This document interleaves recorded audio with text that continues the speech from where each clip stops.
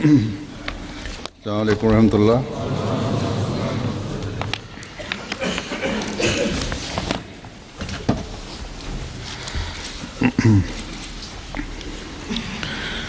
अशहदु अल्ला इलाहा इल्लल्लाह वहदहु ला शरीका लहु वअशहदु अन्ना मुहम्मदन अब्दुहु व रसूलुहु अम्मा बादु फ़अऊज़ु बिल्लाहि मिनश शैतानिर रजीम। बिस्मिल्लाहिर रहमानिर रहीम। अल्हम्दुलिल्लाहि रब्बिल आलमीन अर्रहमानिर रहीम मालिकि यौमिद्दीन इय्याका नअबुदु व इय्याका नस्तईन इहदिनस सिरातल मुस्तक़ीम सिरातल लज़ीना अनअमता अलैहिम गैरिल मग़ज़ूबि अलैहिम वलद्दाल्लीन।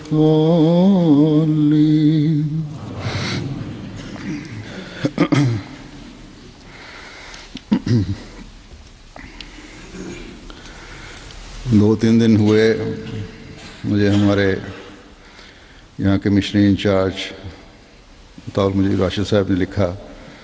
ॿ टे ॾींहं थिया आहिनि मूंखे असांजे हितां जे मिशनरी इंचार्ज अताउल मुजीब राशिद साहब लिखियो त हिन साल पेशगोई मुस्लिम मऊद खे 125 साल पूरा थी रहिया आहिनि। मूंखे उन्हनि जे ख़त जे तरीक़े मां ही लॻो त हू ही चाहिनि था त मां इन मौज़ू ते हिकिड़ो ख़ुतबो ॾियां। तोड़े खणी उन्हनि वाज़े तौर ते त न लिखियो हो। इन मौज़ू ते हर साल जलसा बि थींदा आहिनि। 2 साल पहिरियां मां हिकिड़ो ख़ुतबो बि ॾेई चुको आहियां। तोड़े खणी हिकिड़े ख़ुतबे में इन मौज़ू जो पूरी तरह हातो नथो थी सघे त पहिरियां त मुंहिंजो इन पासे लाड़ो न हुयो, पर पोइ तबियत इन तरफ़ लाड़ो कयो त हीअ हिकिड़ी अज़ीम पेशगोई आहे जेका कंहिं शख़्स जी ज़ात सां वाबस्ता नाहे, बल्कि हीअ पेशगोई इस्लाम जी नशत सानिया सां तालुक़ रखे थी। ऐं हिन पेशगोई जो बुनियाद त पाण सॻोरन सल्लल्लाहु अलैहि वसल्लम जी पेशनगोई आहे। तंहिं करे इन जो तज़किरो ज़रूरी आहे। ऐं पोइ इन लाइ बि त तोड़े जमाती तौर ते जिथे आज़ादी आहे उते त जलसा बि थी वेंदा आहिनि। मुख़्तलिफ़ मौज़ू आहिनि, पेशगोई जा मुख़्तलिफ़ पहलू आहिनि। उन्हनि खे मुख़्तलिफ़ मुक़र्रीन बयानु करण जी कोशिश कंदा आहिनि, पर पाकिस्तान में त हूअं ई जलसनि ते पाबंदी आहे। उन्हनि जे लाइ बि हीउ मौज़ू अहिड़ो आहे जो नए नसुल जे लाइ बि ज़रूरी आहे। नौजवाननि खे बि इन बारे में इल्मु हुअणु घुरिजे, नवनि अचण वारनि खे बि इल्मु हुअणु घुरिजे।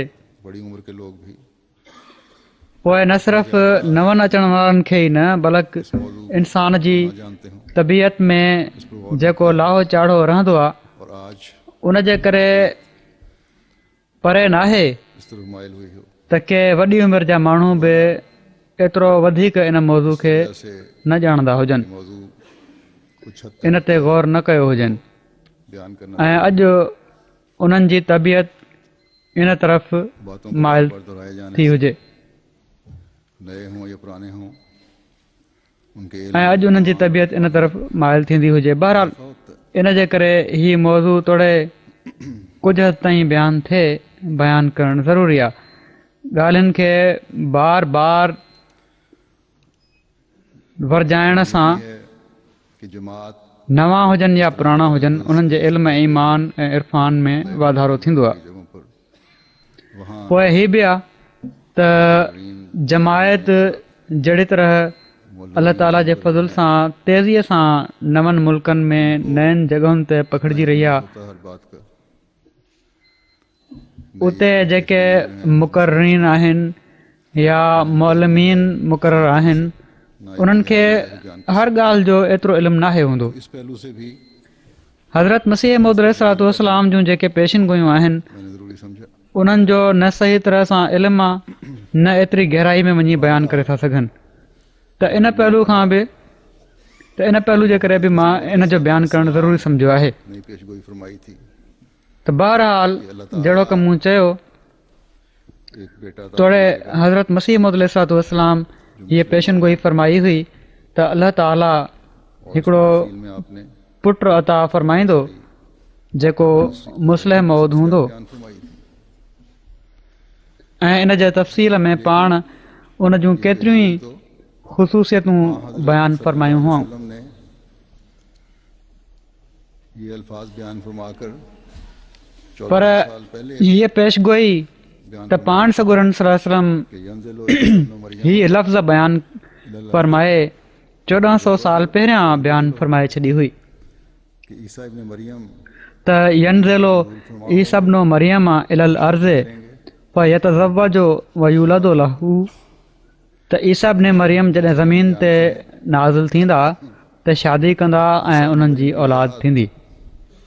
हज़रत सल्लल्लाहु अलैहि वसल्लम ने ऐं जहिड़ो की असीं ॼाणूं था दूसरी हदीस में फरमाई है कि वो ईसा इब्न मरियम जी वज़ाहत पाण सगुरन सल्लल्लाहु अलैहि वसल्लम ॿियनि हदीसुनि में फरमाई आहे त उहे केरु आहिनि। भी और हदीसों में कुतुब में बुखारी जी हदीस आहे, हज़रत सल्लल्लाहु अलैहि वसल्लम ने फरमाया मुस्लिम बि कि कैफ़ा अंतुम इज़ा नज़ल ऐं ॿियनि हदीसुनि जे किताबनि बि इन खे दर्ज कयो आहे।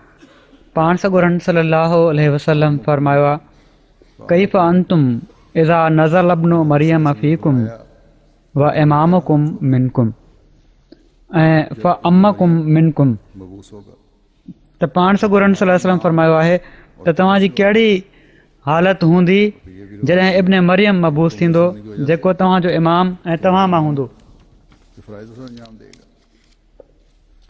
फिर एक हदीस में है ऐं पोइ हीअ बि रिवायत में आहे त हीअ तव्हां मां हुअण जे करे तव्हांजी इमामत जा फ़र्ज़ बि सरअंजाम ॾींदो। और हकम व अदल होगा पोइ हिकिड़ी हदीस में आहे त तव्हां मां जेको ज़िंदा रहंदो उहो ईसा इब्न मरियम जो ज़मानो ॾिसंदो ऐं उहो ई इमाम मेहदी ऐं हक़ में अदल हूंदो जेको सलीब खे टोड़ींदो ऐं खिंदीर खे क़तलु कंदो।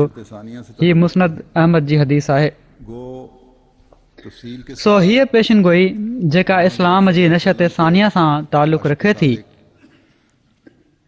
तोड़े तफ़सील सां अल्लाह ताला ने दोबारा पाण सगुरन सल्लल्लाहु अलैहि वसल्लम जे आशिक़ सादिक ऐं मसीह ऐं मेहदी जे ज़रिए सां अल्लाह ताला हाणे ॿीहर कई। इससे भी ज़्यादा अरसा से पर इन जो बुनियाद त अॼु खां 1400 साल बल्कि इन खां बि वही पर है वधीक वक़्तु पहिरियां खां पाण सगुरन सल्लल्लाहु अलैहि वसल्लम जी पेशिन गोई ते आहे।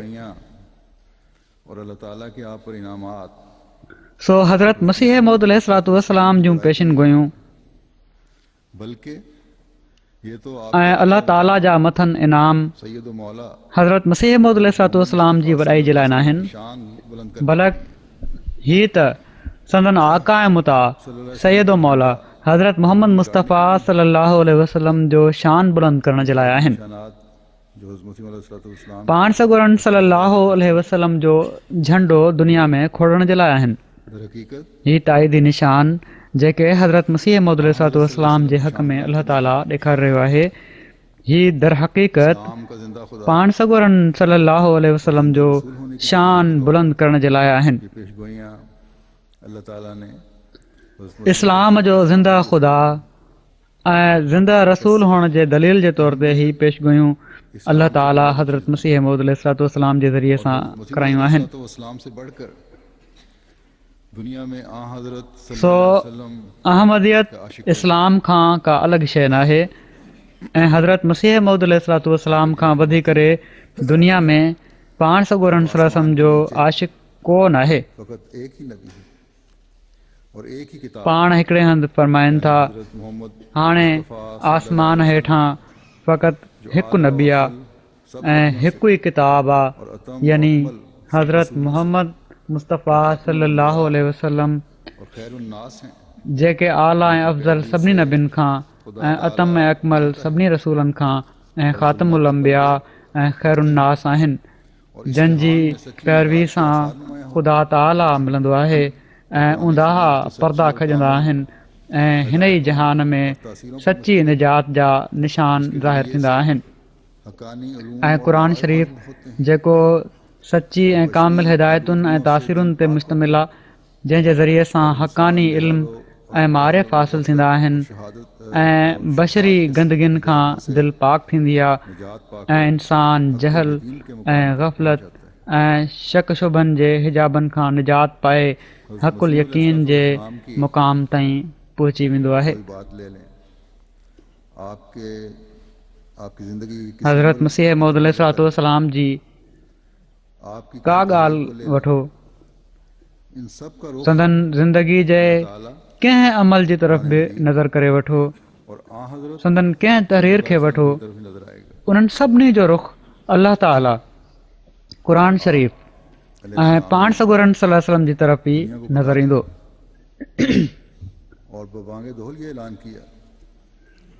पाण अलैहिस्सलाम दुनिया खे ॿुधाए छॾियो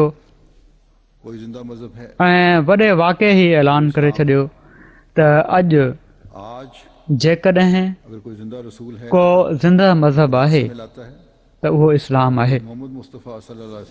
अॼु जेकॾहिं को ज़िंदा रसूल आहे जेको ख़ुदा सां मिलाए थो त हज़रत मोहम्मद मुस्तफ़ा सल्लल्लाहु अलैहि वसल्लम आहिनि, जंहिंजी पैरवी सां ख़ुदा मिलंदो आहे।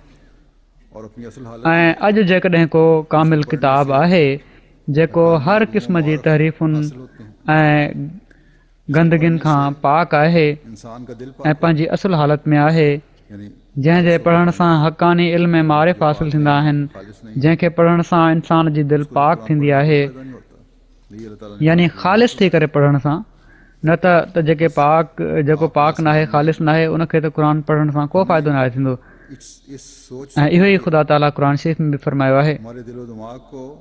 सो पाण अलैहिस्सलाम असांखे इन सोच सां भरे छॾियो आहे, असांजे दिलि ऐं दिमाग़ खे ही इरफ़ान अता फ़रमायो आहे त अॼु जेकॾहिं को ज़िंदा नबी आहे त उहे पाण सॻोरा सल्लल्लाहु अलैहि वसल्लम त उहा पाण सॻोरन सल्लल्लाहु अलैहि वसल्लम जी ज़ात आहे जन असांखे ख़ुदा सां मिलायो।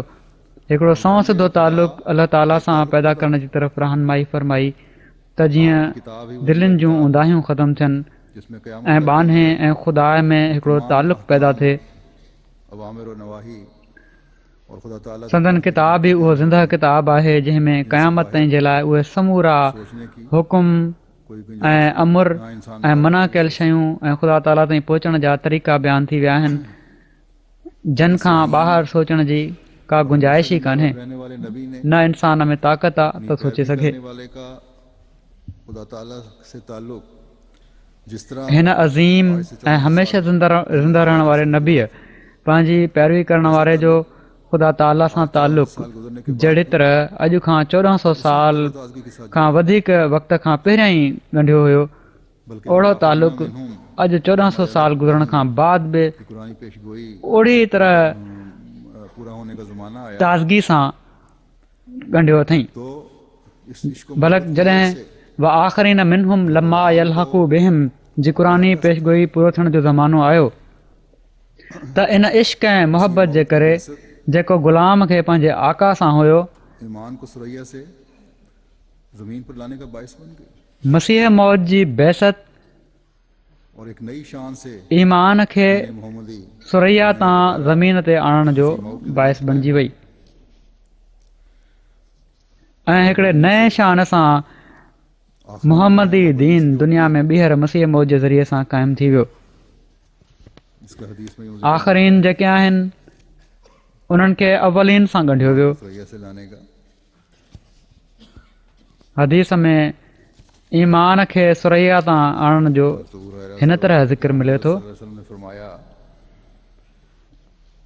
उनकी की हम खिदमत में बैठे थे कि आप हज़रत अबू हुरैरा रज़ियल्लाहु तआला अन्हु खां रिवायत आहे त असीं पाण सॻोरन सल्लल्लाहु अलैहि वसल्लम जी ख़िदमत में वेठा हुआसीं वो आखिरी ना पाण सॻोरन सल्लल्लाहु अलैहि वसल्लम ते सूरह जुमा नाज़िल थी माने ये हैं जॾहिं पाण उन जी आयत व आख़िरीन मिनहुम लम्मा यलहक़ू बिहिम पढ़ी जंहिंजी माना ही आहे त कुझु बाद में अचण वारा माण्हू बि उन्हनि असाबनि में शामिल थींदा जेके अञा उन्हनि सां मिलिया न आहिनि में शामिल नहीं त हिकिड़े माण्हूअ पुछियो या रसूल अल्लाह हुजूर सल्लल्लाहु अलैहि वसल्लम ने ही इस सवाल का कोई जवाब केरु माण्हू आहिनि जेके रुतबो त असाबनि जो रखनि था पर अञा उन्हनि में शामिल न आहिनि थिया हुज़ूर सल्लल्लाहु अलैहि वसल्लम इन सवाल जो को जवाबु न ॾिनो फारसी उन शख़्स 3 भेरा ही सुवाल वरजायो हमें बैठे थे रावी चवनि था त हज़रत सलमान फारसी रज़ियल्लाहु तआला अन्हु असां मंझि वेठा हुआ कि लौकानल ईमानो पाण सॻोरन सल्लल्लाहु अलैहि वसल्लम पंहिंजो हथु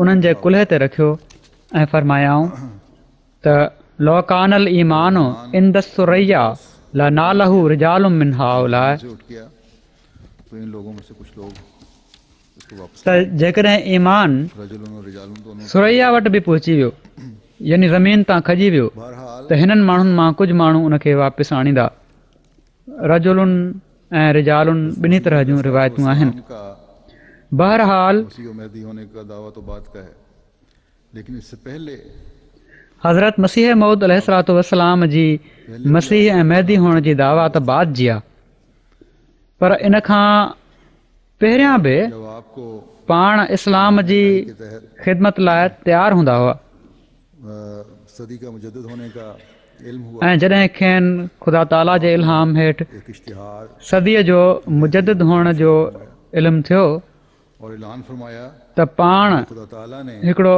इश्तिहार का मुजद्दिद मुकर्रर अंग्रेज़ी ऐं उर्दू में शाया फरमायाऊं किया गया हूँ ऐं ऐलान फरमायाऊं त मूंखे ख़ुदा ताला हिन सदीअ जो मुजद्दिद मुक़ररु फरमायो आहे और दुनिया ऐं मूंखे इन कम ते मामूर कयो वियो आहे त मां इस्लाम जी सदाकत समूरनि ॿियनि दीननि ते साबित कयां ऐं दुनिया खे ॾेखारियां त ज़िंदा मज़हब ज़िंदा किताब ऐं ज़िंदा रसूल और हज़रत मोहम्मद हाणे इस्लाम ऐं क़ुरान ऐं हज़रत मुहम्मद मुस्तफ़ा सल्लल्लाहु अलैहि वसल्लम आहिनि मसीह इब्न मरियम के कमालात पाण हीअ बि फरमायाऊं त मुंहिंजे अंदरि तमाम दुनिया रूहानी तौर ते दावत मसीह इब्न मरियम जा चैलेंज किया कमालात विधा विया आहिनि इस्लाम की सदाकत का ऐं पाण बेशक इम्तिहान सॼी दुनिया जे मज़हबनि खे दावत ॾिनाऊं ऐं चैलेंज कयाऊं त हू संदन साम्हूं अची इस्लाम जी सदाकत जो बेशक इम्तिहान वठनि अमराज से शिफा का जरिया बन ऐं हाणे इस्लाम ई आहे जेको इस ऐलान रूहानी मर्ज़नि खां शिफ़ा जो ज़रियो बणिजी सघे थो एक ज़लज़ला को ॿियो दीन न हिन ऐलान नहीं हुई हिंदुस्तान जे मुख़्तलिफ़ मज़हबनि में हिकिड़ो ज़लज़लो पैदा करे छॾियो सदाकत का तजुर्बा करे बड़े बड़े पादरी पर कंहिं में इहा जुरत न थी इस्लाम त हू संदन ऐलान जे मुताबिक़ इस्लाम जी सदाकत जो तजुर्बो करे दिन वगैरह जैसे वॾा वॾा पादरी जेके इस्लाम छॾे ईसाइत जे भाकुर में हलिया विया हुआ या निशान मांगने की जरूरत नहीं जीअं इमादुद्दीन वग़ैरह लेकिन उन्हनि इहो ई फ़ैसिलो कयो पादरी स्विफ्ट त कंहिं क़िस्म जे मुक़ाबले जी या निशान घुरण जी ज़रूरत कान्हे आमादगी की ज़ाहिर की पर लेकिन बात हिकिड़े पादरी स्विफ्ट ऐं लेखराम वग़ैरह जन तोड़े बज़ाहिर आमादगी को भी इहो राज़िबो ज़ाहिर कयो पर बाद जे वाक़िअनि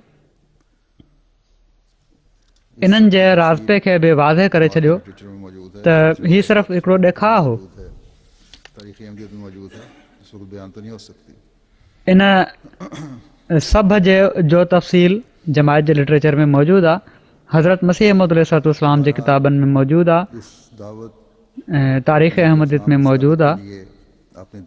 हिन वक़्तु बयानु नथो थी सघे तफ़सील। बहरहाल हिन दावत जेका इस्लाम जी सदाकत जे लाइ पाण ॾिनी हुआऊं ऐं जेको इश्तिहार पाण शाया फ़रमायो हुआऊं, इन जो इज़ाला हाम में हज़रत मसीह मौद अलैहिस्सलाम ख़ुदि बि हिन तरह ज़िक्र फ़रमायो आहे।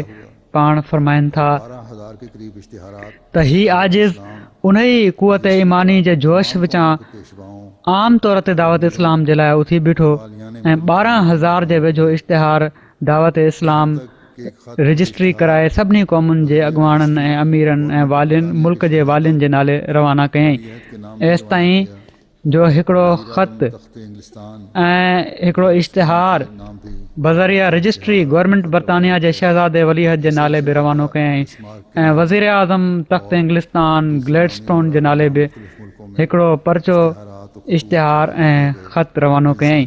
अहिड़ो ई शहज़ादे बिस्मार्क जे नाले ऐं ॿियनि नाले वारनि अमीरनि जे नाले मुख़्तलिफ़ मुल्कनि में इश्तिहार ऐं ख़त रवाना कया विया, जिन सां हिकिड़ी संदूक भरियलु आहे। ऐं ज़ाहिर आहे त हीउ कमु सवाइ क़ुवत ईमानी जे अंजाम पज़ीर नथो थी सघे ऐं हीअ ॻाल्हि पंहिंजी तारीफ़ जे तौर ते न आहे, बल्कि हक़ीक़त ॾेखारण जे तौर ते आहे त जीअं हक़ जे तालबनि ते का ॻाल्हि मुश्तबे न रहे।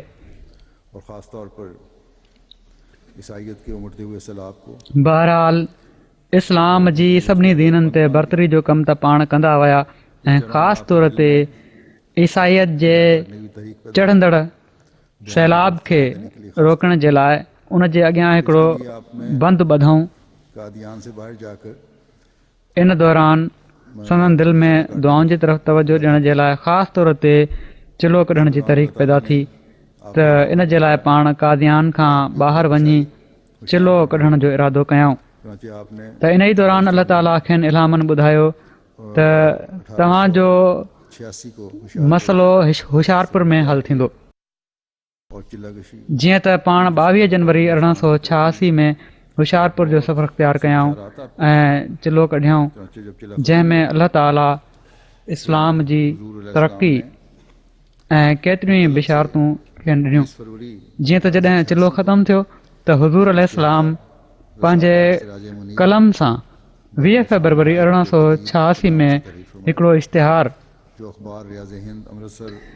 रिसाला सिराज मुनीर बर निशान हाय रब क़दीर जे नाले सां तहरीर फरमायाऊं, जेको अख़बार रियाज़ हिंद अमृतसर 1 मार्च 1886 में बतौर ज़मीमो शाया थियो।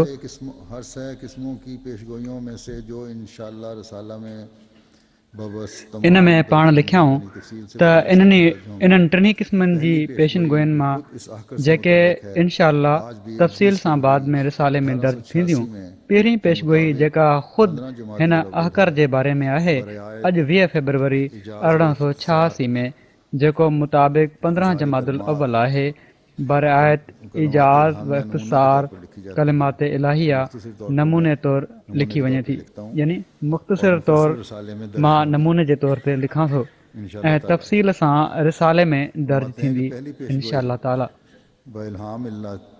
फरमाइनि था त पहिरीं पेशगोई बाइल्हामिल्लाह ताला व आलामिही अज़्ज़ व जल, ख़ुदाए रहीम व करीम बुज़ुर्ग व बरतर जेको हर शइ ते क़ादिर आहे, जल शानुहु व अज़्ज़ इस्मुहु, मूंखे पंहिंजे इल्हाम सां मुख़ातिब करे फरमायो अथई त मां तोखे हिकिड़ो रहमत जो निशान ॾियां थो उन ई जे मुआफ़िक़ जेको तूं मूंखां घुरियो। सो मां तुंहिंजी तज़रुआत खे ॿुधो ऐं तुंहिंजी दुआउनि खे पंहिंजी रहमत सां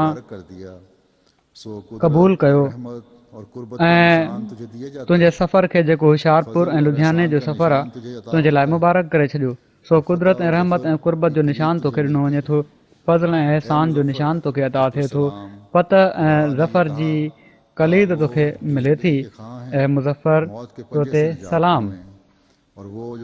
ख़ुदा हीउ चयो त जीअं उहे जेके ज़िंदगी जा ख़्वाहिशमंद आहिनि मौत जे चंबे मां निजात हासिलु कनि ऐं उहे जेके क़ब्रुनि में पूरिया पिया आहिनि ॿाहिरि अचनि ऐं त जीअं दीन इस्लाम जो शर्फ़ ऐं कलामुल्लाह जो रुतबो माण्हुनि ते ज़ाहिरु थिए ऐं त जीअं हक़ पंहिंजी समूरियुनि बरकतुनि सां अची वञे ऐं बातिल पंहिंजी समूरियुनि नवस्तुनि सां भॼी वञे ऐं त जीअं माण्हू सम्झनि त मां क़ादिर आहियां जेको चाहींदो आहियां सो कंदो आहियां ऐं त जीअं हू यकीन कनि त मां तोसां गॾु आहियां ऐं त जीअं उन्हनि खे जेके ख़ुदा जे वजूद ते ईमान नथा आणनि ऐं ख़ुदा जे दीन ऐं उन जे किताब ऐं उन जे पाक रसूल मोहम्मद मुस्तफ़ा सलाहु वसलम खे इनकार ऐं तक़ज़ीब जी निगाह सां ॾिसनि था हिकिड़ी खुलियल निशानी मिले ऐं मुजरिमनि जी वाट ज़ाहिर थी वञे सो तोखे बिशारत हुजे त हिकिड़ो वजी ऐं पाक छोकिरो तोखे ॾिनो वेंदो हिकिड़ो ज़की ग़ुलाम छोकिरो तोखे मिलंदो उहो छोकिरो तुंहिंजे ई ॿिज मां तुंहिंजी औलाद ऐं नसुल हूंदो ख़ूबसूरत पाक छोकिरो तुंहिंजो महिमान अचे थो उनजो नालो अमवाइल ऐं बशीर बि आहे खेसि मुक़दस रूह ॾिनो वियो आहे ऐं हू रिजिस खां पाक आहे ऐं हू नूरुल्लाह आहे मुबारक उहो जेको आसमान तां अचे थो उन सां गॾु फज़ुल आहे जेको उन जे अचण सां गॾु ईंदो हू दबदबे वारो ऐं अज़मत वारो ऐं दौलत वारो हूंदो हू दुनिया में ईंदो ऐं पंहिंजे मसीह नफ़्स ऐं रूल हक़ जी बरकत सां केतिरनि खे बीमारियुनि खां साफ़ कंदो हू कलिमतुल्लाह आहे छो त ख़ुदा जी रहमत ऐं गुयूरी उनखे कलम तमजीद सां मोकिलियो आहे हू तमामु ज़हीन ऐं फ़हीम हूंदो ऐं दिलि जो हलीम ऐं ज़ाहिरी ऐं बातनी इल्मनि सां भरियो वेंदो ऐं हू टिनि खे चार करण वारो हूंदो पाण लिखियऊं त इन जी माना सम्झ में न आई दोशंबा आहे मुबारक दोशंबा फर्ज़ंद दिलबंद ग्रामी अर्जमंद मज़हरुल अव्वल वल आख़िर मज़हरुल हक़ वल उला कअन्न अल्लाह नज़ल मिनस समा जंहिंजो नुज़ूल तमामु मुबारक ऐं जलाल इलाही जे ज़ुहूर जो मूजिबु हूंदो नूर अचे थो नूर जंहिंखे ख़ुदा पंहिंजी रज़ामंदी जे अतुर सां ममसूह कयो आहे असीं उन में पंहिंजो रूह विझंदासीं ऐं ख़ुदा जो पाछो उन जे मथां हूंदो ऐं ख़ुदा जो पाछो उन जे मथे ते हूंदो हू जल्द जल्द वॾो थींदो ऐं असीरनि जी आज़ादी जो मूजिबु थींदो ऐं ज़मीन जे किनारनि ताईं शोहरत हासिलु कंदो ऐं क़ौमूं उन मां बरकत हासिलु कंदियूं तॾहिं हू पंहिंजे नफ़्सी नुक़्त आसमान ॾांहुं खयो वेंदो वकान अमरम मखविया फरमाइनि था वरी ख़ुदा करीम जल शान हू मूंखे बिशारत ॾेई चयो आहे त तुंहिंजो घर बरकत सां भरे छॾींदो मां पंहिंजूं नेमतूं तो ते पूरियूं कंदुसि ऐं ख़वातीन मुबारका मां जन मां तूं किन खे उन खां पोइ हासिलु कंदे तुंहिंजो नसुल घणो थींदो ऐं मां तुंहिंजी ज़ुरियत खे तमामु घणो वधाईंदुसि ऐं बरकत ॾींदुसि मगर उन्हनि मां नंढी उमिरि में फ़ौत बि थींदा ऐं तुंहिंजो नसुल कसरत सां मुल्कनि में पखिड़िजी वेंदो ऐं हर हिकु टारी तुंहिंजे जदी भाइरनि जी वढी वेंदी या ॿी जेका टारी हुई ऐं हू जल्द बे औलाद थी ख़तमु थी वेंदी जेकॾहिं हू तौबा न कंदा त ख़ुदा उन्हनि ते मुसीबत नाज़िल कंदो एसि ताईं जो हू बर्बाद थी वेंदा उन्हनि जा घर बेवाउनि सां भरिजी वेंदा ऐं उन्हनि जी भितियुनि ते गज़ब नाज़िल थींदो पर जेकॾहिं हू रुजू कंदा त ख़ुदा रहम सां रुजू कंदो ख़ुदा तुंहिंजूं बरकतूं चौधारी फैलाए छॾींदो ऐं हिकिड़ो उजड़ियल घर तोसां आबाद करे छॾींदो ऐं हिकिड़ो रजारींदड़ घर बरकतुनि सां भरे छॾींदो तुंहिंजी ज़ुरियत मुनक़ते न थींदी ऐं आख़िरी ॾींहंनि ताईं आबाद रहंदी ख़ुदा तुंहिंजे नाले खे उन ॾींहं ताईं जो दुनिया मुनक़ते थी वञे इज़त सां क़ाइमु रखंदो ऐं तुंहिंजी दावत खे दुनिया जे किनारनि ताईं पहुचाईंदो मां तोखे खणंदुसि ऐं पंहिंजी तरफ़ छॾींदुसि पर तुंहिंजो नालो ज़मीन जे मथाशिरे तां कॾहिं बि न खॼंदो ऐं ईअं थींदो जो उहे सभई माण्हू जेके तुंहिंजी ज़िलत जे फ़िक्र में लॻल आहिनि ऐं तुंहिंजे नाकाम रहण जे पुठियां ऐं तुंहिंजे नाबूद थियण जे ख़्याल में आहिनि उहे ख़ुदि नाकाम रहंदा ऐं नाकामी ऐं नामरादी में मरंदा पर ख़ुदा तोखे मुकमल कामयाबु कंदो ऐं तुंहिंजूं समूरियूं मुरादूं तोखे ॾींदो मां तुंहिंजे ख़ालिस ऐं दिली मुहिबनि जो टोलो बि वधाईंदुसि ऐं उन्हनि जे नफ़्सनि ऐं मालनि में बरकत ॾींदुसि ऐं उन्हनि में कसरत बख़्शंदुसि ऐं हू मुस्लमाननि जे उन ॿिए टोले ते क़यामत जे ॾींहं ताईं ग़ालिब रहंदा जेको हासदनि ऐं दुश्मननि जो टोलो आहे ख़ुदा उन्हनि खे न विसारींदो ऐं फ़रामोश न कंदो ऐं हू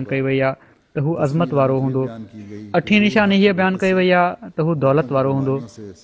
नाई निशानी हीअ बयानु कई वई आहे त हू मसीही नफ़्स हूंदो। ॾहीं निशानी हीअ बयानु कई वई आहे त हू रूल हक़ जी बरकत सां केतिरनि खे बीमारियुनि खां साफ़ कंदो। 11हीं निशानी हीअ बयानु कई वई आहे त हू कलिमतुल्लाह हूंदो।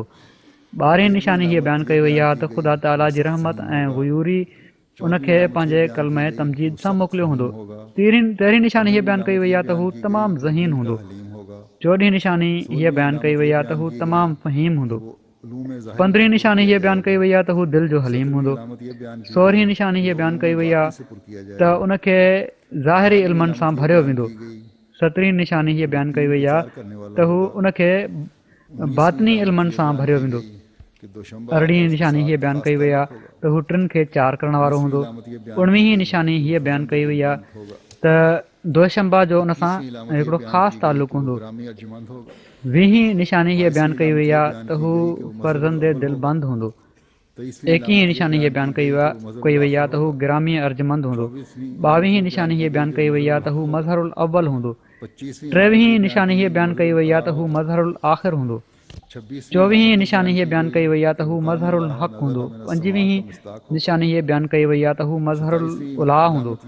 26हीं निशानी हीअ बयानु कई वई आहे त हू कअन्नल्लाह नज़ल मिन समा जो मिस्दाक़ हूंदो। 27हीं निशानी हीअ बयानु कई वई आहे त उनजो नुज़ूल तमामु मुबारक हूंदो। 28वीं निशानी हीअ बयानु कई वई आहे त उनजो नुज़ूल जलाल इलाही जे ज़हूर जो मूजिबु हूंदो। 29हीं निशानी हीअ बयानु कई वई आहे त हू नूर हूंदो। 30हीं निशानी हीअ बयानु कई वई आहे त हू ख़ुदा जी रज़ामंदी जे अतुर सां ममसूह हूंदो। 31हीं निशानी हीअ बयानु कई वई आहे त ख़ुदा उन में पंहिंजो रूह विझंदो। 32हीं निशानी हीअ बयानु कई वई आहे त ख़ुदा जो पाछो हुनजे मथे ते हूंदो। 33हीं निशानी हीअ बयानु कई वई आहे त हू जल्द जल्द वॾो थींदो। 33हीं निशानी हीअ बयानु कई वई आहे त हू जल्द जल्द वॾो थींदो। 34हीं निशानी हीअ बयानु कई वई आहे त हू असीरनि जी रिहाई या आज़ादी जो मूजिबु हूंदो। 35हीं निशानी हीअ बयानु कई वई आहे त हू ज़मीन जे किनारनि ताईं शोहरत हासिलु कंदो। 36हीं निशानी हीअ बयानु कई वई आहे त क़ौमूं उन मां बरकत हासिलु कंदियूं। 37हीं निशानी हीअ बयानु कई वई आहे त हू पंहिंजे नफ़्सी नुक़्ते आसमान ॾांहुं खयो वेंदो। 38हीं निशानी हीअ बयानु कई वई आहे त हू देरि सां अचण वारो हूंदो। 39हीं निशानी हीअ बयानु कई वई आहे त हू परे खां अचण वारो हूंदो। 40हीं निशानी हीअ बयानु कई वई आहे त हू फ़ख्र रसूल हूंदो। 41हीं निशानी हीअ बयानु कई वई आहे त उन जूं ज़ाहिरी बरकतूं सॼी ज़मीन ते पखिड़जंदियूं। 42हीं निशानी हीअ बयानु कई वई आहे त उन जूं बातनी बरकतूं सॼी ज़मीन ते पखिड़जंदियूं। 43हीं निशानी हीअ बयानु कई वई आहे त यूसुफ वांगुरु उन जा वॾा भाइर उन जी मुखालफ़त कंदा। 44हीं निशानी हीअ बयानु कई वई आहे त हू बशीरुद्दौला हूंदो। 45हीं निशानी हीअ बयानु कई वई आहे त हू शादी ख़ान हूंदो। 46हीं निशानी हीअ बयानु कई वई आहे त हू आलम कबाब हूंदो। 47हीं निशानी हीअ बयानु कई वई आहे त हू हुस्न एहसान में हज़रत मसीह मौऊद अलैहिस्सलाम जो मिसाल हूंदो। 48हीं निशानी हीअ बयानु कई वई आहे त हू कलिमतुल अज़ीज़ हूंदो। 49हीं निशानी हीअ बयानु कई वई आहे त हू कलिमतुल्लाह ख़ान हूंदो। 50हीं निशानी हीअ बयानु कई वई आहे त हू नासिरुद्दीन हूंदो। 51हीं निशानी हीअ बयानु कई वई आहे त हू फ़ातिहुद्दीन हूंदो ऐं 52हीं निशानी हीअ बयानु कई वई आहे त हू बशीर सानी हूंदो। त हीअ निशानियूं जिन मां हर हिकु निशानी जेका आहे उहा अलॻि तक़रीर जो मौज़ू बणिजी सघे थो, जंहिंजो हिन वक़्तु टाइम कोन्हे। बहरहाल हीअ निशानियूं हुयूं। जेकॾहिं असीं हज़रत मुस्लिम मौऊद रज़ियल्लाहु ताला अन्हु जी ज़िंदगी जो जाइज़ो वठूं ऐं उनजो मुतालियो कयूं ऐं संदन 52 साला दौरे ख़िलाफ़त खे ॾिसूं त हर निशानी जेका आहे उहा मंझंदि नज़र अचे थी। इन जे तफ़सील में वञण जो जहिड़ो की मूं चयो त टाइम नाहे। किन ॻाल्हियुनि जो तज़किरो अॻिते हली कंदुसि ऐं हीअ तफ़सील जेको आहे जमायती लिटरेचर में मौजूदु बि आहे।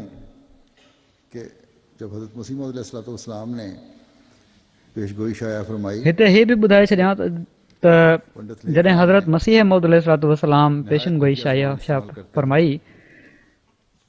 शाया फ़रमाई त उन वक़्तु पंडित लेखराम तमामु घटिया ज़बान इस्तेमालु कंदे हर पेशगोई जे मुक़ाबले ते पंहिंजी हिकिड़ी बकवास ऐं अख़लाक़ी तौर ते किरियल हुअण जो मुज़ाहिरो कयो।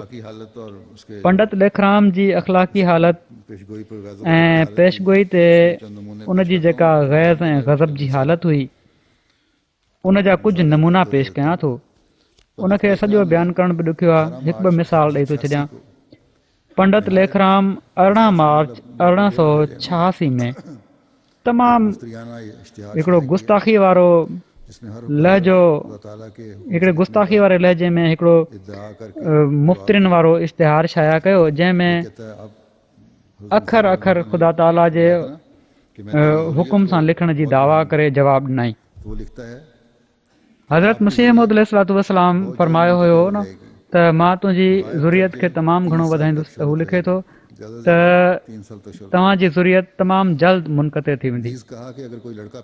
हद खां वधीक 3 सालनि ताईं शोहरत रहंदी, यानी वधि में वधि 3 सालनि ताईं शोहरत रहंदी। पिणु चयईं त जेकॾहिं को पुट ॼाओ बि त हू संदन पेशगोई में बयानुशुदा सिफ़तुनि जे उबतड़ रहमत जो निशान न ज़हमत जो निशान साबित थींदो। हू मुस्लिम मौद न हूंदो, नौज़बिल्लाह मुफ़्सिद मौद हूंदो। अपने तजवीज़ करदा अल्फाज के सांचे में डालकर पूरी बेहजाबी से लिखा। जीअं त उन बदज़ुबान पिसरे मौद जे मुतलिक़ पेशगोई जी हिक हिक सिफ़त खे पंहिंजे तजवीज़ कयल लफ़्ज़नि जे सांचे में ढाले पूरी बेहजाबी सां लिखियो ऐं एसि ताईं लिखी छॾियईं त ख़ुदा चवे थो त कूड़नि जो कूड़ो आहे, मां कॾहिं बि उन जी दुआ नाहे ॿुधी ऐं न क़बूल कई आहे। पोइ जॾहिं उनजो अंजाम थियो त उहो सॼी दुनिया खे मालूम आहे। अहिड़े क़िस्म जी बकवासुनि ऐं मुफ़्तिराणियुनि ॻाल्हियुनि सां उनजो इश्तिहार भरियो पियो आहे। हीअ त हिंदू हुयो जंहिंखे हज़रत मसीह मौद अलैहिस्सलाम चैलेंज ॾिनी हुई। अहिड़ी तरह कुझु ईसाई पादरियुनि बि जेके इस्लाम जा मुखालिफ़ हुआ, उन्हनि बि अहिड़े क़िस्म जूं ॻाल्हियूं कयूं। पर किन मुस्लमान चवराइण वारनि बि पंहिंजी इन्हनि ग़लति ॻाल्हियुनि जो मुज़ाहिरो कयो। इन्हनि माण्हुनि जी ॻाल्हियुनि खे ॿुधी हज़रत मसीह मौद अलैहिस्सलाम हिकिड़ो इश्तिहार शाया फ़रमायो। उन में पाण हिन मऊद पुट जी पेशिनगोईनि जी अज़मत जे बारे में बयानु कंदे फ़रमायो त अखियूं खोले ॾिसी वठणु घुरिजे त हीअ सिर्फ़ पेशगोई नाहे, बल्कि हिकिड़ो अज़ीम शान आसमानी निशान आहे जंहिंखे ख़ुदा करीम जल शानहू असांजे नबी करीम रऊफ़ रहीम मोहम्मद मुस्तफ़ा सल्लल्लाहु अलैहि वसल्लम जी सदाकत ऐं अज़मत ज़ाहिर करण जे लाइ ज़ाहिर फ़रमायो आहे। ऐं दर हक़ीक़त ही निशान हिकिड़े मुर्दे खे ज़िंदा करण खां सवें दर्जा आला ऐं औला ऐं अकमल ऐं अफ़ज़ल ऐं अतम आहे। छो त मुर्दे खे ज़िंदा करण जी हक़ीक़त इहा ई आहे त ख़ुदा ताला वटि दुआ करे हिकिड़ो रूह वापसि घुरायो वञे। हिन हंधि ख़ुदा ताला जे फज़ल ऐं उनजे अहसान ऐं उनजी ख़ुदा ताला जे फज़ल ऐं अहसान सां ऐं हज़रत ख़ातमुल अंबिया सल्लल्लाहु अलैहि वसल्लम जी बरकत सां ख़ुदावंद करीम हिन आजिज़ जी दुआ खे क़बूल करे अहिड़ो बाबरकत रूह मोकिलण जो वाइदो फ़रमायो आहे जंहिं जूं ज़ाहिरी ऐं बातिनी बरकतूं सॼी ज़मीन ते पखिड़जंदियूं। सो जेतोणीकि बज़ाहिरी निशान अहाए मौता जे बराबरि मालूम थिए थो, मगर गौर करण सां मालूम थींदो त हीउ निशान मुर्दनि खे ज़िंदा करण खां सवें दर्जा बहितर आहे। मुर्दे जो बि रूह ई दुआ सां वापसि ईंदो आहे ऐं हिन हंधि बि दुआ सां हिकिड़ो रूह ई घुरायो वियो आहे। मगर हिननि रूहनि ऐं हिन रूह में लखें कोहनि जो फ़र्क़ु आहे। जेके माण्हू मुसलमाननि में लिकल मुर्तद आहिनि उहे पाण सॻोरनि सल्लल्लाहु जे मौजज़नि जो ज़ुहूर ॾिसी ख़ुशि न आहिनि थींदा, बल्कि उन्हनि खे ॾाढी तकलीफ़ पहुचंदी आहे त ईअं छो थियो। बहरहाल हीअ पुरशौक़त पेशगोई हुई जंहिं हज़रत मुस्लिम मौद जी ख़िलाफ़त जे 52 साला दौर में साबित करे छॾियो त कहिड़ी तरह उहो शख़्स जल्द वधियो, कहिड़ी तरह उन दुनिया में इस्लाम जे कम खे तेज़ीअ सां फैलायो, मिशन क़ाइमु कया, मस्जिदूं ठाहियईं। संदन वक़्त में बावजूदि इन जे जो वसाइल तमामु घटि हुआ, माली कुशादगी जमायत खे न हुई। दुनिया जे 34-35 मुल्कनि में जमायत जो क़याम थी चुको हो। केतिरनि ई ज़बानुनि में क़ुर शरीफ़ जो तर्जुमो छपजी चुको हुयो, मिशन खोलिया विया हुआ। अहिड़ी तरह जमायती निज़ाम जो ई ढांचो हज़रत मुस्लिम मौद रज़ियल्लाहु ताला अन्हु ई बनायो हुयो जेको अॼु ताईं हले पियो थो ऐं इन खां बहितर ॿियो को ढांचो बणिजी सघे ई न पियो। अहिड़ी तरह ज़ैली तंज़ीमूं आहिनि उन वक़्त जूं ठाहियल आहिनि उहे बि अॼु ताईं हलनि पियूं थियूं। हर कमु संदन ज़हानत ऐं फ़हम जो चिटो सबूत आहे। क़ुर शरीफ़ जो तफ़सीर आहे ऐं ॿिया इल्मी कारनामा आहिनि जेके संदन ज़ाहिरी ऐं बातिनी इल्मनि सां भरियल हुअण जो सबूत आहिनि। हिते हीअ बि वाज़े करे छॾियां त हज़रत मसीह मौद अलैहिस्सलातु वस्सलाम ख़ुदि बि पंहिंजे हिन पुट खे जंहिंजो नालो हज़रत मिर्ज़ा बशीरुद्दीन महमूद अहमद हुयो मुस्लिम मौद ई सम्झियो। जीअं त हज़रत शेख मोहम्मद इस्माइल साहिब सरसावी रज़ियल्लाहु ताला अन्हु बयानु कनि था त असीं केतिरा ई भेरा हज़रत मसीह मौद अलैहिस्सलातु वस्सलाम खां ॿुधो आहे त हिकु दफ़ो न बल्कि बार बार ॿुधो त पाण फरमाईंदा हुआ त उहो छोकिरो जंहिंजो पेशगोई में ज़िक्र आहे उहो मियां महमूद ई आहिनि उहे मियां महमूद ई आहिनि। ऐं असीं खाइनि हीअ बि ॿुधो त पाण फरमाईंदा हुआ त मियां महमूद में एतिरे क़दुरु दीनी जोश नज़र अचे थो जो मां कॾहिं कॾहिं हिननि जे लाइ ख़ासि तौर ते दुआ घुरंदो आहियां। हज़रत मुस्लिम मौद रज़ियल्लाहु ताला अन्हु पंहिंजो पाण खे उन वक़्त ताईं इन पेशगोई जो मिसदाक़ करार न ॾिनो जेसि ताईं अलाह ताला खेनि ॿुधाए न छॾियो। हिकिड़ी डिघी रोया आहे जंहिंजे बारे में पाण फरमायाऊं त उन में कश्फ ऐं इल्हाम जो बि हिसो आहे जेका पाण ॾिठी हुआऊं। उन जे आख़िर में पाण फरमायाऊं त मां ख़ुदा ताला जे हुकुम जे मातहत कसम खणी हीउ ऐलान कयां थो त ख़ुदा मूंखे मसीह मौद अलैहिस्सलातु वस्सलाम हज़रत मसीह मौद अलैहिस्सलातु वस्सलाम जी पेशनगोई जे मुताबिक़ संदन उहो मौद पुटु करार ॾिनो आहे जंहिं ज़मीन जे किनारनि ताईं हज़रत मसीह मौद अलैहिस्सलातु वस्सलाम जो ऐं पाण हीअ रोया ॾिसी 1944 में बयानु कयऊं। हाणे मां कुझु गैर जमायत दोस्त जेके आहिनि उन्हनि जी संदन बारे में कुझु शाहिदियूं पेश करणु चाहियां थो।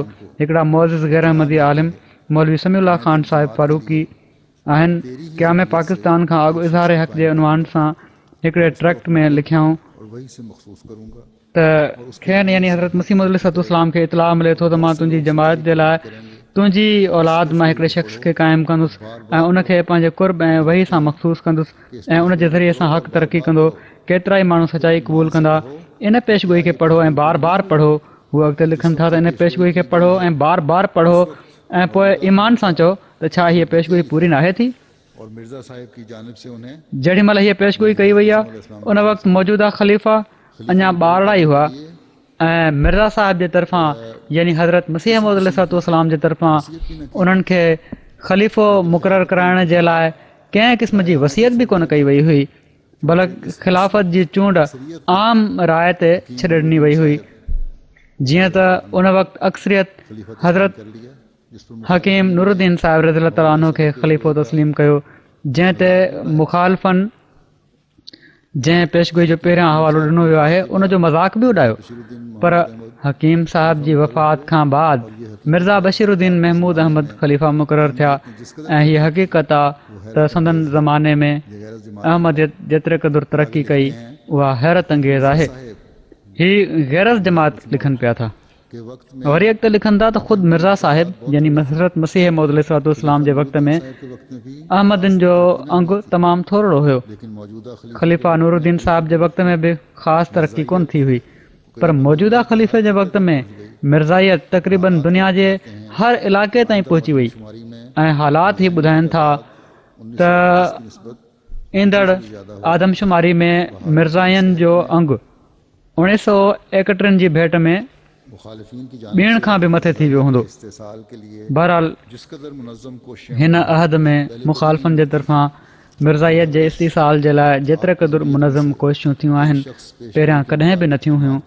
मक़सदु त संदन ज़ुरियत मां हिकिड़ो शख़्स पेशन गोई जे मुताबिक़ जमायत जे लाइ क़ाइमु कयो वियो ऐं उन जे ज़रिए जमायत खे हैरत अंगेज़ तरक़ी थी, जंहिं मां साफ़ ज़ाहिर थिए थो त मिर्ज़ा साहिब जी हीअ पेशन गोई मिनोअन यानी हू बहु पूरी थी। हीउ हिननि बयानु ॾिनो। वरी हिंदुस्तान जा गैर मुस्लिम सिख सहाफ़ी अर्जुन सिंह एडिटर रंगीन अमृतसर उन्हनि तस्लीम कयो त मिर्ज़ा साहिब 1901 में जॾहिं त मिर्ज़ा बशीरुद्दीन महमूद अहमद मौजूदा ख़लीफ़ा अञा ॿारड़ा ई हुआ, हीअ पेशगोई कई हुई। उन शेर हज़रत मसीह अलैहिस्सलाम जा लिखिया आहिनि त बिशारत दी कि एक बेटा है तेरा, जो होगा एक दिन महबूब मेरा, करूँगा दूर उस माह से अंधेरा, दिखाऊंगा कि एक आलम को फेरा। बिशारत क्या है एक दिल की ग़ज़ा दी, फसुब्हान अल्लज़ी अख़ज़ल आदी। हीअ शेर लिखण खां बाद लिखनि था त हीअ पेशगोई बेशक हैरत पैदा करण वारी आहे। 1901 में न मिर्ज़ा बशीरुद्दीन महमूद को वॾो आलिम फाज़िल हो ऐं न ई संदन सियासी क़ाबिलियत जा जोहर खुलिया हुआ। उन वक़्तु हीअ चवणु त तुंहिंजो हिकिड़ो पुटु अहिड़ो थींदो ज़रूरु कंहिं रूहानी क़ुवत जो दलील आहे। हीअ चई सघिजे थो त छो त मिर्ज़ा साहिबु हिकिड़ी दावा करे गदी जो बुनियादु रखे छॾियो हुयो, तंहिं करे खेनि हीउ गुमान थी सघे पियो त मूंखां पोइ मुंहिंजे पुट खे मुंहिंजी जानशीनी मिलंदी, पर हीउ ख़्यालु बातिल आहे। इन लाइ जो मिर्ज़ा साहिबु ख़िलाफ़त जो शर्त न रखियो हुयो त उहो ज़रूरु मिर्ज़ा साहिब जे ख़ानदान मां ऐं संदन औलाद मां ई हुजे। जीअं त ख़लीफ़ा अवल हिकिड़ा अहिड़ा माण्हू हुआ जंहिंजो मिर्ज़ा साहिब जे ख़ानदान सां को वास्तो न हुयो, ऐं पोइ मुमकिन हुयो त मौलवी हकीम नूरुद्दीन साहिबु ख़लीफ़ा अवल खां बाद बि को ॿियो माण्हू ख़लीफ़ो थी वञे हा। वरी हीअ लिखनि था त जीअं त उन मौक़े ते बि मौलवी मोहम्मद अली साहिबु अमीर जमात लाहौर ख़िलाफ़त जे लाइ उमेदवार हुआ, पर अक्सरियत मिर्ज़ा बशीरुद्दीन साहिब जो साथ ॾिनो ऐं अहिड़ी तरह पाण ख़लीफ़ा मुक़ररु थी विया। लिखनि था हाणे सुवाल हीअ आहे त जेकॾहिं वॾे मिर्ज़ा साहिब जे अंदरि का रूहानी क़ुवत कमु करे न रही हुजे हा, त पोइ आख़िर खेनि हीअ कहिड़ी तरह ख़बर पइजी वई त मुंहिंजो हिकिड़ो पुटु ॼमंदो, अहिड़ो ॼमंदो। जेॾी महिल मिर्ज़ा साहिबु मथे ॾिनल ऐलान कयो आहे उन वक़्तु संदन 3 पुट हुआ ऐं पाण टिनी जे लाइ दुआऊं बि घुरंदा हुआ, पर पेशगोई सिर्फ़ु हिकिड़े जे बारे में आहे। ऐं असीं ॾिसूं था त हू हिकिड़ो हक़ीक़त में अहिड़ो साबित थियो आहे जो उन हिकिड़े आलम में तग़य्युर पैदा करे छॾियो आहे। पिसरे मऊद जे मुतालिक़ ख़ुदा ताला जो वाइदो हुयो त हू उलुल अज़्म हूंदो ऐं हीउ त हू ज़ाहिरी ऐं बातिनी इल्मनि सां हुनखे भरियो वेंदो। जीअं त हिंदुस्तान जे नाले वारे सहाफ़ी ख़्वाजा हसन निज़ामी दहलवी 1855 खां 1878 पंहिंजी कलमी तस्वीर चिटींदे हज़रत मुस्लिम मौद रज़ियल्लाहु अन्हु जे बारे में लिखनि था त अक्सर बीमार रहनि था, मगर बीमारियूं उन्हनि जी अमली मुस्तैदी में रुखनो नथियूं विझी सघनि। उन्हनि मुखालफ़त जे तूफ़ाननि में इत्मिनान सां कमु करे पंहिंजी मुग़लनि वारी जवानमर्दी खे साबित करे छॾियो आहे। ऐं हीअ बि त मुग़ल ज़ात जेका आहे कमुकार जो ख़ासि सलीक़ो रखंदी आहे, सियासी सम्झ बि रखनि था ऐं मज़हबी अकुल ऐं फ़हम में बि मज़बूत आहिनि ऐं जंगी हुनर बि ॼाणनि था, यानी दिमाग़ी ऐं कलमी जंग जा माहिर आहिनि। पोइ पिसरे मौद जे बारे में हिकिड़ी अहम ख़बर हीअ ॾिनी वई हुई त हू असीरनि जी आज़ादी जो मूजिबु हूंदो। हीअ पेशगोई जंहिं हैरत अंगेज़ रंग में पूरी थी उन इंसानी अकुल खे हैरत में विझी छॾियो ऐं तहरीक आज़ादी कश्मीर इन ते शाहिद आहे, छो त इन तहरीक खे कामयाब बणाइण जी credit all India Kashmir committee खे ई आहे। हीअ मशहूरु कमेटी हुज़ूर जी तहरीक ऐं हिंदू पाकिस्तान जे वॾनि मुस्लिम ज़ुअमा मसलन सर ज़ुल्फ़कार अली ख़ान, अल्लामा सर डॉक्टर मोहम्मद इक़बाल, ख़्वाजा हसन निज़ामी दहलवी, सैयद हबीब मुदीर अख़बार सियासत वग़ैरह जे मशवरनि सां 25 जुलाई 1931 में शिमला में क़ाइमु थी ऐं उन जी सदारत हज़रत ख़लीफ़तुल मसीह सानी रज़ियल्लाहु तआला अन्हु जे हवाले कई वई ऐं संदन कामयाब क़यादत जो ही नतीजो निकितो जो कश्मीर जा मुस्लमान जेके वॾे वक़्त खां इंसानियत जे अदना हक़नि खां बि महरूम थी ग़ुलामी जी ज़िंदगी गुज़ारे रहिया हुआ, तमामु थोरे वक़्त में आज़ादी जी फ़िज़ा में साह खणणु लॻा ऐं उन्हनि जा सियासी ऐं मुआशी हक़ तस्लीम कया विया। रियासत में पहिरियों भेरो असेंबली क़ाइमु थी ऐं तक़रीर ऐं तहरीर जी आज़ादी सां उन्हनि खे उन में मुनासिब नुमाइंदगी मिली, जंहिं ते मुस्लिम प्रेस हज़रत मुस्लिम मौद जे शानदार कारनामनि जो इक़रार कंदे खेनि ख़राज तहसीन अदा कंदे एसि ताईं लिखियो त जंहिं ज़माने में कश्मीर जी हालत नाज़ुक हुई ऐं उन ज़माने में जिन माण्हुनि अक़ीदे जे इख़्तिलाफ़ जे बावजूदु मिर्ज़ा साहिब खे सदर चूंडियो हुयो, उन्हनि कम जी कामयाबी खे नज़र हेठि रखी बहितरीनु चूंड कई हुई। उन वक़्तु जेकॾहिं अक़ीदनि जे इख़्तिलाफ़ जे करे मिर्ज़ा साहिब खे चूंडियो न वञे हा त तहरीक बिल्कुलु नाकाम रहे हा ऐं उम्मत मरहूमा खे सख़्तु नुक़सानु पहुचे हा। अब्दुल मजीद सालिक साहिब तहरीक आज़ादी कश्मीर जो तज़किरो कंदे लिखनि था, शेख मोहम्मद अब्दुल्ला शेर कश्मीर ऐं ॿियनि कश्मीर जे कारकुननि मिर्ज़ा महमूद साहिब ऐं उन्हनि जे किन परदादनि सां उहे उन्हनि सां ऐलानिया राब्ता रखंदा हुआ ऐं उन्हनि राब्तनि जो बुनियादु सिर्फ़ु इहो हुयो त मिर्ज़ा साहिब कसीरुल वसाइल हुअण जे करे, यानी घणा वसीला रखण जे करे तहरीक कश्मीर जी इमदाद केतिरनि ई पहलुनि खां करे रहिया हुआ ऐं कश्मीर जा कारकुन तबनि उन्हनि जा थोराइता हुआ। अल्लामा नियाज़ फतेहपुरी साहिब हज़रत मुस्लिम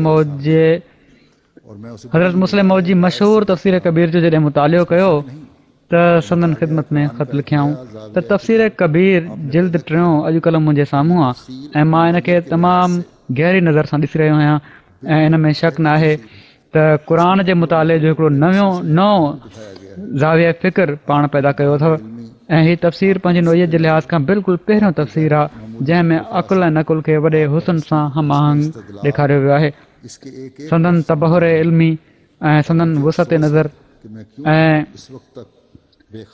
तव्हांजी तबहुर इल्मी ऐं तव्हांजी वुसत नज़र ऐं तव्हांजी गैर मामूली फ़िक्र फ़रासत ऐं तव्हांजो हुस्न एतदाल उन जे हिकु हिकु लफ़्ज़ मां नुमाया आहे ऐं मूंखे अफ़सोस आहे त मां छो हिन वक़्त ताईं बेख़बर रहियुसि। काश मां इन जा समूरा जिल्द ॾिसी सघां हा। कल्ह सूरह हूद जे तफ़सीर में हज़रत लूत अलैहिस्सलाम ते तव्हांजा ख़्यालात मालूम करे दिलि फड़की वई ऐं बेख्तियार हीउ ख़त लिखण ते मजबूर थी वियुसि त तव्हां हाउलाए बनाती जो तफ़सीर कंदे आम मुफ़सिरनि खां जुदा बहस जो जेको पहलू अख़्तियार कयो आहे उन ते वाह वाह करणु मुंहिंजे इम्कान में न आहे। ख़ुदा तव्हांखे देरि ताईं सलामत रखे। मौलाना अब्दुल माजिद दरिया आबादी जेके ख़ुदि बि क़ुर जा मुफ़सिर हुआ ऐं सिदके जदीद जा मुदीर हुआ, हुज़ूर जी वफ़ात ते उन्हनि लिखियो त क़ुर ऐं क़ुर जे इल्मनि जी आलमगीर इशाअत ऐं इस्लाम जी आफ़ाक़गीर तबलीग में जेके कोशिशूं हिननि सरगर्मी ऐं उलुल अज़मी सां पंहिंजी सॼी डिघी उमिरि में जारी रखियूं, उन्हनि जो ख़ुदा हुननि खे अजुर ॾे। इल्मी हैसियत सां क़ुरानी हक़ाइक़ ऐं मारिफ़ जी जेका तशरीह ऐं तबीन ऐं तर्जुमानी हू करे विया, उन जो बि हिकिड़ो बुलंद ऐं मुमताज़ रुतबो आहे। सो ही मां पेशगोई जे पस मंज़र जो पेशगोई जो ऐं इन जो हज़रत मिर्ज़ा बशीरुद्दीन महमूद अहमद ख़लीफ़तुल मसीह सानी जे बारे में पूरो थियण जो मुख़्तसिर बयानु कयो आहे। संदन इल्मी कारनामा अहिड़ा आहिनि जेके दुनिया खे नओं अंदाज़ ॾियण वारा आहिनि, जंहिंजो दुनिया इक़रार कयो ऐं जंहिंजा कुझु नमूना मूं पेश कया आहिनि। मुआशी, इक़्तिसादी, सियासी, दीनी, रूहानी सभिनी पहलुअनि ते पाण जॾहिं बि कलम खयों अथनि या तक़रीर जे लाइ बीठा आहिनि या मशवरनि सां उम्मत मुस्लिमा या दुनिया जी रहनुमाई फरमाई अथनि त को बि संदन तबहुर इल्मी ऐं फ़रासत ऐं ज़हानत ऐं रूहानियत खां मुतासिर थिए बिना रही न सघियो। पाण मुस्लिह मऊद हुआ ऐं दुनिया जी इस्लाह जे लाइ अलाह ताला खेनि मोकिलियो हुयो, जंहिंमें रूहानी, अख़लाक़ी ऐं हर तरह जी इस्लाह शामिल हुई। जहिड़ो की मूं चयो संदन 52 साला दौरे ख़िलाफ़त हुयो ऐं पाण जुमे जे ख़ुतबनि खां अलावा केतिरा ई किताब बि तहरीर फ़रमाया अथनि, तक़रीरूं बि फ़रमायाऊं, जिन खे जॾहिं तहरीर में आंदो वियो या आंदो पियो थो वञे त हिकिड़ो अज़ीम इल्मी ऐं रूहानी ख़ज़ानो बणिजी वियो आहे ऐं बणिजी रहियो आहे। फ़ज़ल उमर फाउंडेशन जेका संदन वफ़ात खां बाद क़ाइमु कई वई हुई, ख़लीफ़तुल मसीह सालिस क़ाइमु फ़रमाई हुई, उहा संदन जेको समूरो मवाद आहे किताबनि जी सूरत में शाया करे रही आहे ऐं अॼु ताईं इन ते कमु थी रहियो आहे। 21 जिल्दें आ चुकी हाणे ताईं ख़ुतबनि खां अलावा 21 जिल्द अची चुका आहिनि जेके अनवारुल उलूम जे नाले सां मशहूरु आहिनि ऐं ही हर जिल्द जेको आहे घटि में घटि उन में 600-700 सिफ़ा आहिनि। सफ़ात पर मुश्तमिल है। फज़ल उमर फाउंडेशन फज़ल उमर फाउंडेशन खे बि इन मौक़े मां फ़ाइदो वठंदे मां चवां थो त पंहिंजे कम में तेज़ी पैदा कयो। चाहिए उनको जो उर्दू में इकट्ठा जमा कर रहे हैं वो उन्हनि खे इशाअत जे इन कम खे जेको हू उर्दू में गॾु करे रहिया आहिनि जल्द अज़ जल्द ख़तमु करणु घुरिजे। कि अल्लाह ताला ने पोइ उनजो तर्जुमो बि मुख़्तलिफ़ ज़बानुनि में शाया करणो आहे। हमारे लिए हज़रत मुस्लिह मऊद काम आसान करती है। रज़ी ताला अन्हु हिकिड़े हंधि फरमायो हुयो त अल्लाह ताला दुनिया जी सभिनी ज़बानुनि खे कुझु ज़बानुनि में जमा करे असांजे लाइ सवलो कमु करे छॾियो आहे।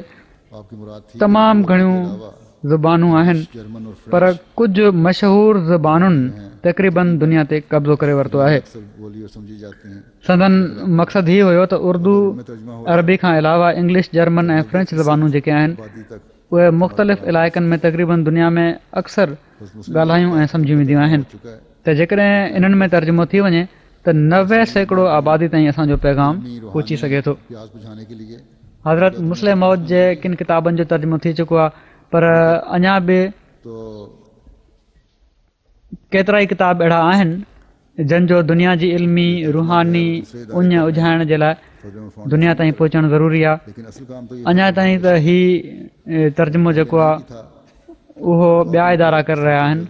फज़ल उमर फाउंडेशन नाहे करे रही के दूसरे इदारे पर असुल कमु त ही फज़ल उमर फाउंडेशन जो आहे। जेकॾहिं पहिरियां न बि हुयो त मां हाणे उन्हनि खे इन तरफ़ तवजो ॾियारायां थो छो त जमायत जा ॿिया इदारा त हज़रत मसीह मौद अलैहिस्सलाम जे किताबनि जी तरफ़ पहिरियां तवजो कंदा ऐं करे रहिया आहिनि। साण साण जंहिं हंधि ताईं मुमकिन हूंदो आहे हज़रत मुस्लिम मौद जे किताबनि जो बि तर्जुमो थी रहियो आहे ऐं जमायती लिटरेचर बि तर्जुमो थी रहियो आहे। बहरहाल फज़ल उमर फाउंडेशन खे बि पंहिंजे कम में तर्जुमे न होने वुसअत पैदा करणु घुरिजे। हज़रत मुस्लिम मौद जे हिननि किताबनि जा तर्जुमा न हुअण जे करे आपकी किताब लेके किन माण्हुनि अपने नाम चोरी बि करे वरिती आहे। हुज़ूर जा किताब खणी नकुल करे वरिता अथनि एक हमारे मुरब्बी साहब ने पंहिंजे नाले सां तर्जुमो करे तालिबीन शाया करे छॾिया अथनि। जीअं त हाणे मूंखे अरबी डेस्क जे असांजे हिकिड़े मुरबी साहब ॿुधायो त मिनहाज तालिबीन जो अखलाकियात जेको हज़रत मुस्लिम मौद रज़ी ताला अन्हु जो हिकिड़ो अहिड़ो किताबु आहे रा किताब जेको अखलाकियात ऐं तरबियत ते हिकिड़ो मारकतुल आरा किताबु आहे। में अपनी काविश के नाम से उसको शाया करती है जिनको उर्दू भी आती थी। उन मां मवाद खणी हिकिड़े माण्हू उनखे अरबीअ में पंहिंजी काविश जे नाले सां शाया करे छॾियो आहे जंहिंखे उर्दू बि अचे पई। और खुदा ताला के फजल जॾहिं त इन जे बारे में हज़रत मुस्लिम मौद रज़ी ताला अन्हु तहरीर फरमायो आहे त मां इन मज़मून ते गौर कयो ऐं ख़ुदा ताला जे फज़ल सां पेशगोई अहिड़ो जदीद मज़मून मुंहिंजी सम्झ में आयो आहे देखकर जंहिं अख़लाक जे रोशन मसइले जे बारे में इनकलाब आणे फिटी कयो आहे। और जैसा कि सो असल में तो संदन कम खे ॾिसी हजरत हज़रत मुस्लिम मौद जी पेशगोई जी शौक़त जिससे हमारे आका बहितर रोशन मुस्तफ़ा सल्लल्लाहु अलैहि वसल्लम के थी बहितर रोशन थी असांजे साम्हूं अचे थी ऐं जहिड़ो की मूं चयो असल में त ही पाण सगुरन सलम जी पेशगोई आहे चाहिए जंहिं मां असांजे आका मुता हज़रत मोहम्मद मुस्तफ़ा सल्लल्लाहु अलैहि वसल्लम जे आला ऐं दाइमी काम कर जाने रुतबे जो शान ज़ाहिर थिए थो।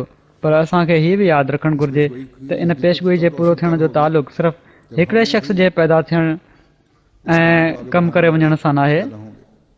इन पेशगोई जी हक़ीक़त त तॾहिं तमामु रोशन थींदी जॾहिं असां मां बि उन कम खे अॻिते वधाइण वारा पैदा थींदा के लिए अल्लाह ताला ने जंहिं कम खे हज़रत मसीह मौद अलैहिस्सलाम आंदो हुयो अता फरमाया था ऐं जंहिंजी ताईद ऐं नुसरत जे लाइ अल्लाह ताला खेनि मुस्लिह मऊद अता फरमायो हुयो जंहिं दुनिया में इस्लाम और इस्लाह के लिए इस्लाम जी तबलीग अपनी ऐं तमाम तर इस्लाह जे लाइ पंहिंजूं समूरियूं सलाहियतूं लॻाए छॾियूं। बस आज हमारा भी काम है कि अपने अपने दायरे में मुस्लिम बनने की कोशिश करें सो अपने इल्म से अॼु असांजो बि कमु आहे त पंहिंजे पंहिंजे दाइरे में मुस्लिह बणजण जी कोशिशि कयूं। पंहिंजे इल्म सां, पंहिंजे कौल सां, पंहिंजे अमल सां इस्लाम जे ख़ूबसूरत पैगाम खे हर तरफ़ पखेड़े छॾियूं। नफ़्स जी इस्लाह जी तरफ़ बि तवजो ॾियूं, औलाद जी इस्लाह जी तरफ़ बि तवजो ॾियूं ऐं मुआशिरे जी इस्लाह जी तरफ़ बि तवजो ॾियूं ऐं इन इस्लाह ऐं पैगाम खे दुनिया में क़ाइमु करण जे लाइ भरपूर कोशिशि कयूं, जंहिंजो सरचश्मो अलाह ताला पाण सॻोरन सल्लल्लाहु अलैहि वसल्लम खे बनायो हुयो। सो जेकॾहिं असां इन सोच सां पंहिंजूं ज़िंदगियूं गुज़ारण वारा थींदासीं त योम मुस्लिम मौत जो हक़ अदा करण वारा थींदासीं। न त असांजूं सिर्फ़ु सखणियूं तक़रीरूं हूंदियूं। अलाह ताला असांखे इन जी तौफ़ीक़ अता फ़रमाए। जुमे के बाद मैं एक हाज़िर जनाज़ा भी पढ़ाऊंगा जो मुकर्रमा कांता आर्चर साहिबा एलिया मुकर्रम जुमे खां पोइ मां हिकिड़ो हाज़िर जनाज़ो बि पढ़ाईंदुसि जेको मुकर्रमा कांता आर्चर्ड साहिबा बेगम मुकर्रम मौलाना बशीर अहमद साहिब आर्चर्ड मरहूम जो आहे, जंहिंजी 16 फरवरी 2011 में 81 सालनि जी उमिरि में वफ़ात थी वई। इन्ना लिल्लाहि व इन्ना इलैहि राजिऊन। पाण हज़रत डॉक्टर ख़लीफ़ा रशीदुद्दीन साहिब, हज़रत मसीह मौद अलैहिस्सलाम जे असाबी जी पोटी ऐं हज़रत ख़लीफ़ा अलीमुद्दीन साहिब जी धीउ ऐं हज़रत उम्मे नासिर रज़ियल्लाहु तआला अन्हा जी भाइटी हुई, जेका हज़रत उम्मे नासिर ख़लीफ़तुल मसीह सानी जी पहिरीं घरवारी हुई। सोम सलाद जी पाबंद, तमामु मिज़ाज जी सादी ऐं साबरा शाकरा ख़ातून हुई। तमामु ग़रीबनि जो घणो ख़्यालु रखंदी हुई, महिमान नवाज़ बि हुई। ख़िलाफ़त सां बेइंतहा मोहबत रखण वारी हुई, मुख़लिस औरत हुई। तालुक़ बिल्लाह ऐं तवक्कुल अल्लाह इहे हिननि जूं नुमाया ख़ूबियूं हुयूं। पाण पंहिंजे वाक़फ़े ज़िंदगी मुड़ुस सां गॾोगॾु भरपूर ख़िदमत जी तौफ़ीक़ हासिलु कयऊं। ट्रिनिडाड ऐं ग्याना में लजना जी सरगर्म रुकन ऐं लजना एमाला स्कॉटलैंड जी 10 सालनि खां वधीक वक़्तु सदर लजना रही। लजना ऐं नासरा जी तालीम ऐं तरबियत जे लाइ हमेशह कोशिशि में रहंदी हुई। मरहूमा मूसिया हुई। हिननि जे पोयरनि में 2 धीअरूं ऐं 3 पुट आहिनि। 4 ॿार त मां ॼाणा थो जमायती ख़िदमतुनि में अॻिते आहिनि ऐं काफ़ी हद ताईं जमायती ख़िदमतूं करण वारा आहिनि। बशीर आर्चर्ड साहिब इंडिया में मिलिट्री ड्यूटी जे दौरान इस्लाम क़बूल कयो हुयो ऐं पोइ 1945 में कादियान में हज़रत मुस्लिह मौद रज़ियल्लाहु तआला अन्हु सां मुलाक़ात कयऊं ऐं जमायत में शामिलु थिया ऐं 1946 में ज़िंदगी वक़्फ़ करे पहिरें अंग्रेज़ मुबलिग बणजण जो शर्फ़ हासिलु कयऊं। हिननि जी घरवारी जी चूंड बि हज़रत मुस्लिह मौद रज़ियल्लाहु तआला अन्हु बज़ाते ख़ुदि फ़रमाई। वेस्ट इंडीज़ ऐं स्कॉटलैंड ऑक्सफर्ड में बतौर मुबलिग ख़िदमतूं सां अंजाम ॾिनऊं। जॾहिं पाण अहमदी थिया आहिनि त उन वक़्तु हज़रत मुस्लिह मौद फ़रमायो हुयो त पहिरियां त मुंहिंजो ख़्यालु न हुयो त अंग्रेज़नि में इस्लाम जी तरफ़ रुझान हूंदो, पर हिननि खे ॾिसी मूंखे ख़्यालु पैदा थियो आहे ऐं मां उमेदु रखां थो त अंग्रेज़नि में बि इस्लाम जी तरफ़ तवजो पैदा थींदी ऐं हू इस्लाम क़बूल कंदा इंशा अल्लाह। बहरहाल पंहिंजे मुड़ुस सां गॾु हिननि वॾी वफ़ा सां हर हंधि जमायती ख़िदमतूं अदा कयूं आहिनि। अलाह ताला हिननि सां मग़फ़िरत जो सलूक फ़रमाए ऐं पंहिंजी रज़ा जी जन्नतुनि में बुलंद मक़ाम अता फ़रमाए। हिननि जे सभिनी ॿारनि खे सब्र जमील अता फ़रमाए।